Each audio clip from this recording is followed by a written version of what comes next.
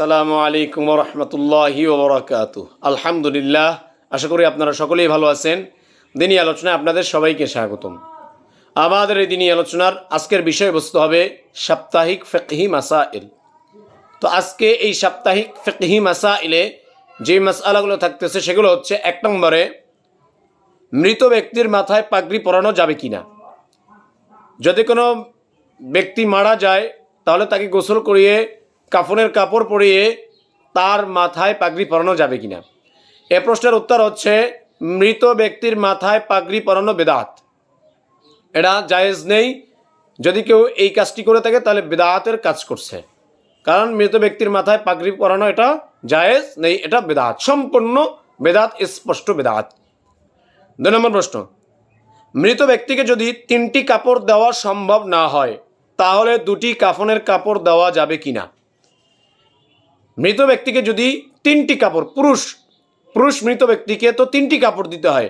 এখন এই পুরুষ মৃত ব্যক্তিকে যদি 3টি কাপড় দেওয়া সম্ভব না হয়, যদি কোনো ক্রমে 3টি কাপড় যদি না পাওয়া যায়, তাহলে সেক্ষেত্রে তাকে 2টি কাপড় দিয়ে দাফন দেওয়া যাবে কিনা।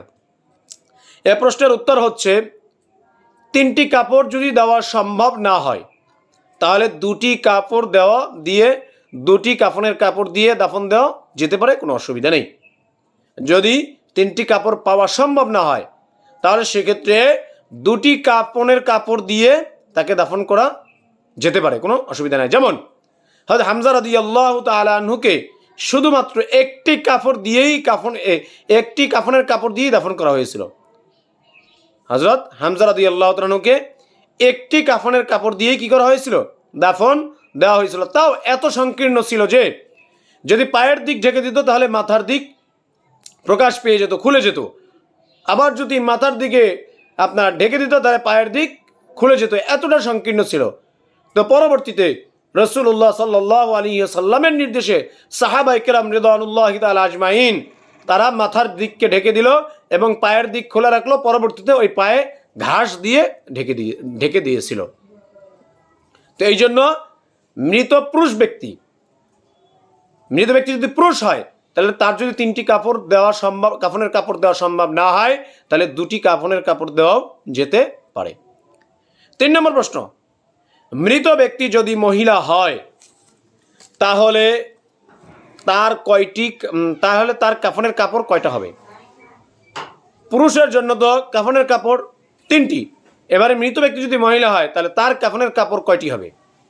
এ প্রশ্নের উত্তর হচ্ছে, মৃত ব্যক্তি যদি মহিলা হয় ওই মহিলাদের কাফনের কাপড় পুরুষের তুলনায় আরো 2টি বেশি, অর্থাৎ 5টি।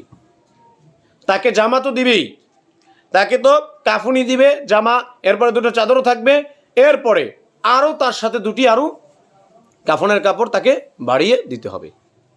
4 নম্বর, মহিলাদের কাফনের কাপড় যে 2টি পুরুষের চাইতে বেশি দেওয়া হবে সেগুলো কি কি। অর্থাৎ পুরুষকে তো 2টি কাফনের কাপড় দেওয়া হবে, 3টি কাফনের কাপড় দেওয়া হবে। এবার মহিলাদেরকে যে পুরুষের চাইতে আরো 2টি বেশি দিয়ে 5টি কাফনের কাপড় দেওয়া হবে। তো 3টি তো আমরা জানলাম যে একটি জামা আর 2টি চাদর, এবার আরো যে 2টি দিতে হবে মহিলাদেরকে, সে 2টি কি কি। এ প্রশ্নের উত্তর হচ্ছে যে এই যে মহিলাদেরকে 2টি কাপড় অতিরিক্ত দেওয়া হবে, তার মধ্যে একটি হচ্ছে দামুনি, অর্থাৎ ওড়না, যেটা এই ওড়নাটা যার মাধ্যমে মাথার চুলকে আচ্ছাদিত করা এবং চুলের অগ্রভাগ টেনে বুকের উপরে নিয়ে আসা হয়। যে ওড়না দিয়ে মাথার চুলকে আচ্ছাদিত করা হয় এবং চুলের অগ্রভাগ টেনে বুকের উপরে নিয়ে আসা হয়, এই দামুনি, এটা হলো 4 নম্বর কাপড়। 5 নম্বরে এই যে অতিরিক্ত যে 2টি দেওয়া হবে তার দ্বিতীয়টি হলো যে সিনাবন্ধ, অর্থাৎ বক্ষ বাঁধুনি, যেটা কান থেকে পায়ের জানু পর্যন্ত লম্বা হবে।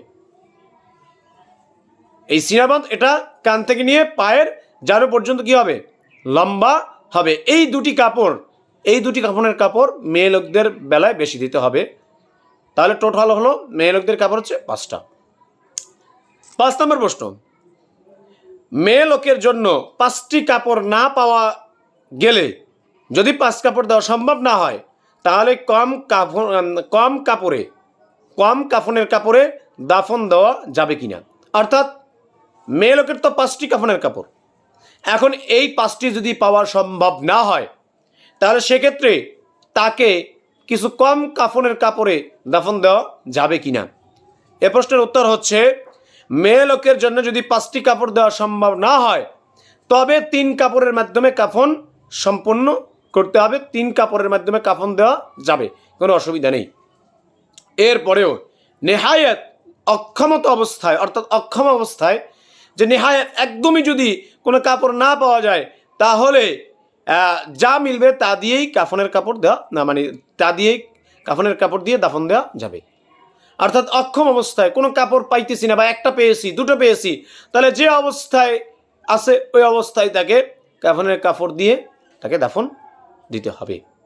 তো আলহামদুলিল্লাহ, আজকে আমরা অত্যন্ত গুরুত্বপূর্ণ 5টি মাসালা জানলাম।